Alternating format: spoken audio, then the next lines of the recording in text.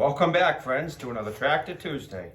In today's episode, we're going to be headed out to the tractor barn where Brett's waiting for us, and we're going to be getting a garden tractor ready for winter. Stay tuned.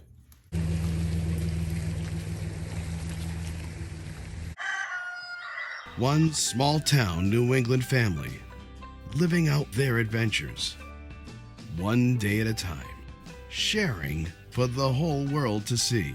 This is Build-A-Lot Acres. Please remember to like and subscribe if you enjoyed today's video. Hello friends and welcome back to Build-A-Lot Acres. In today's episode we're going to be getting my Case Ingersoll 220 ready for winter. Stay tuned. Now, for your garden tractor, the setup might be a smidge different, but a lot of the same general rules apply. So you'll see we have a 38-inch snow caster and a 44-inch snow plow. The snow plow is white because my tractor is a leftover 84 model. Well, it's an 85 model year, but it has leftover 84 black frame parts, and the black frame implements were white. And I decided I wanted that plow white, so we painted the plow white to match the tractor. And also, if you hear any background noise, do know it is raining pretty hard, so I'm sorry about that if you hear anything. So one of the keys to having a plow or snowblower work well is going to be slippery surface. You want the snow to not stick to it and easily slide off. That's going to mean fresh paint and some other tricks we're going to show you later in the video. So Brett's going to clean off all the dirt and grease and grime and dust from the off season, and then we'll get into the rest of today's video.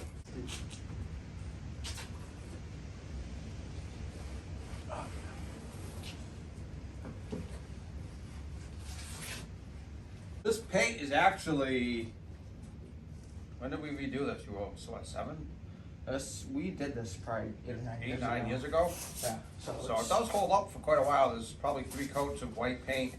This plow is actually originally the same power red as the blower. that the blower is. And actually, sometime I would like to do the blower white like the plow, because I like the white implement look more than the power red, to be honest. Yeah, I'll get that little strip.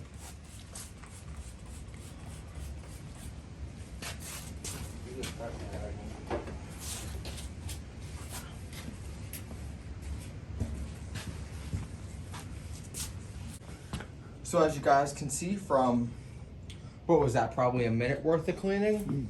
You can see just how clean the plow is now. And now we're gonna do the blower.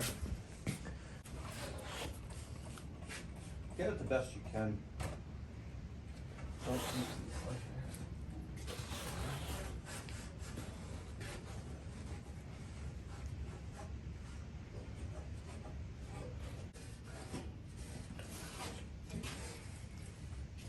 But me and my father will probably end up repainting this blower within the next couple of years, because it needs it. So while Brett's cleaning that up, what I'm going to do actually is apply this. Now, there's a couple products you can use. Like I said, you want this to be a slippery surface. In addition to fresh paint, you want to have, I like to use a protective layer of a silicone lubricant. You could also use something like this, a car wax. But you want to get a layer on there so it's super slippery. Like I said, you want that snow to slip and slide right across that, like a water park. Because if you don't, then it's gonna stick, and then you're gonna think that your whole blower is broken, and it's really not. It is just that it's not clean enough.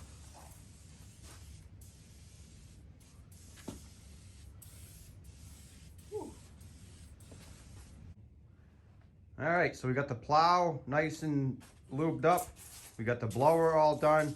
We're gonna let the silicone spray dry. You wanna make sure you do the chute and the housing and the auger. You wanna get everything nice and slippery.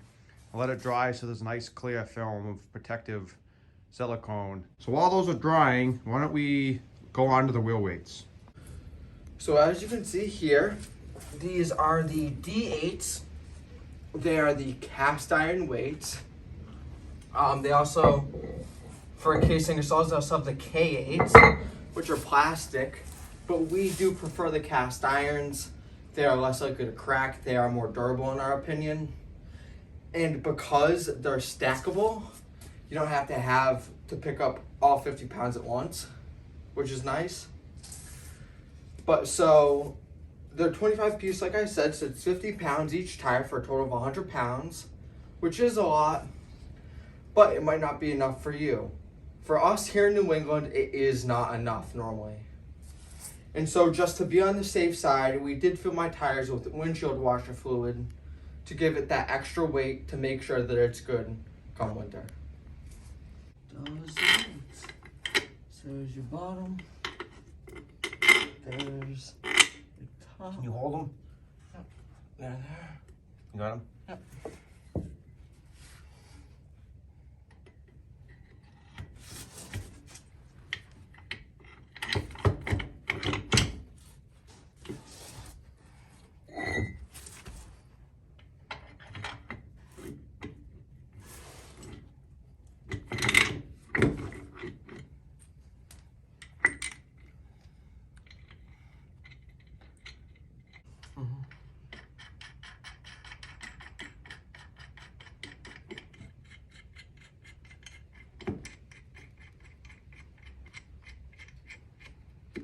Both sides the weights are on. You could also do a back weight in the rear, or like Brett said, you could fill the tires. Now we used windshield washer fluid because it's readily available and it's cheap. You could use some other things like beet juice, but those are more expensive and harder to do yourself.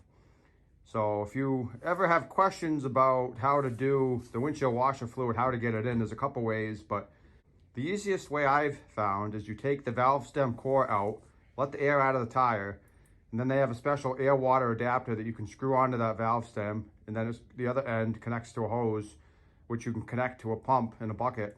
So I fill a 5-gallon pail with my windshield washer fluid, and then I put the pump into the bucket, submerge it, and then pump it through the few foot long hose through the air water adapter into the tire until it's about 75 to 80% full, which is what they recommend. And then you can put the valve stem core back in and fill up the air back into the tire, and you're all set. You can do both sets. You can do both tires, truthfully, in probably a matter of 10 or 15 minutes. And then you get an extra 40, 50 pounds of weight on each one of these 23 by 8.5 by 12 rear tires.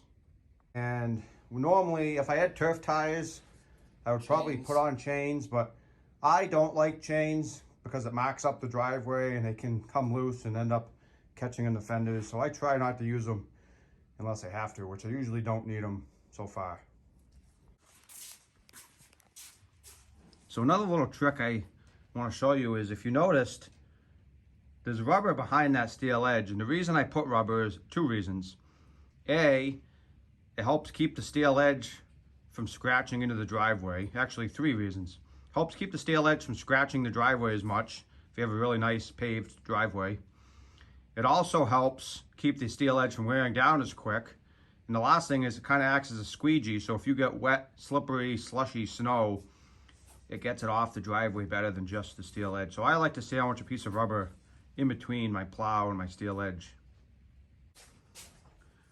So this is going to apply just to the case tractors, not every brand, obviously. But so this square rectangle piece you see with all the holes, that's an adapter specifically for the plows. You do not need that for the snowblower. The snowblower goes right on the triangle pin there, the bell housing pin on the top. So we're going to take this adapter off, but Brett is going to need it if he wants to use his plow down the road.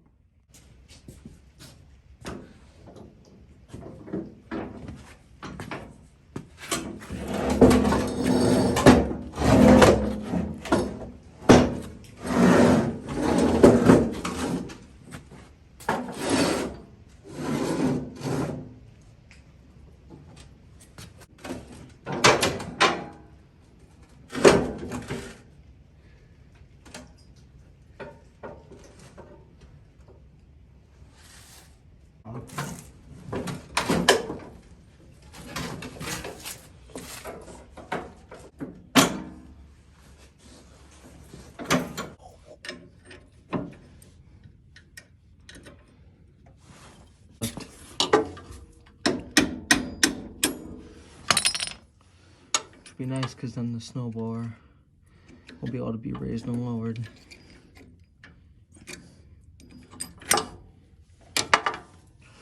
So without it, this would be not much more than a weight, really.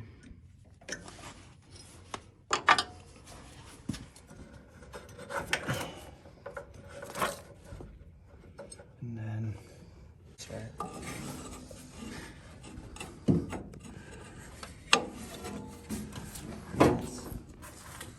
That right.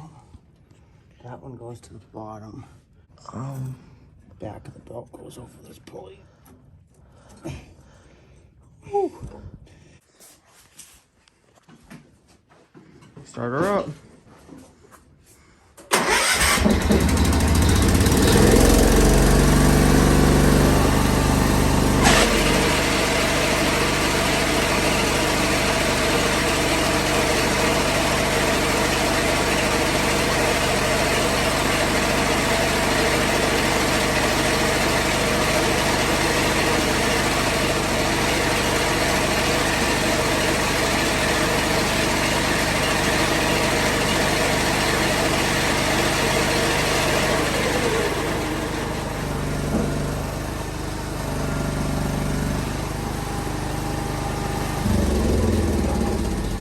So the snowcast is all hooked up, our weights are on, and we are going to be loading it onto the trailer to bring to Brett's house.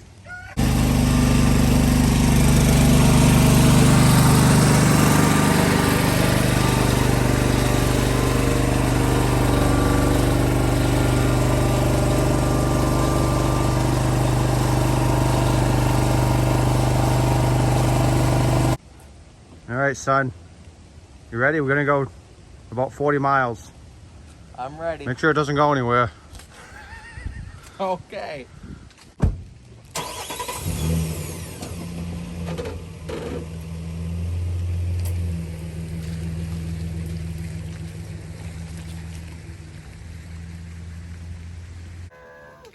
One thing we didn't go over that we did do is we ended up changing the oil, the engine oil, to a winter weight oil, which typically in the winter you're going to want a lighter oil because it's going to start easier and not get as thick, whereas in the summer you're going to want a slightly thicker oil. So we did do that. And I also want to give a special shout out to Brother Build a Lot. He did a lot of work to this tractor over the last few weeks. Yes, he has. He put on a new key switch. He ended up doing new engine mounts, some new hoses, some new wiring, some different things. I really do appreciate that. How about you? Yes, he did. He took it from being the shambles that it was to a fully functional machine again. And then once me and Brett got it back, we had to replace a hydraulic hose, get the blower working, get a new belt. So we've done quite a bit of work to it in the last few weeks. Mainly Brother Build a Lot, and then we did a little bit. But we hope you guys enjoyed this video on how to get a garden tractor ready for winter snow removal. See you in the next one.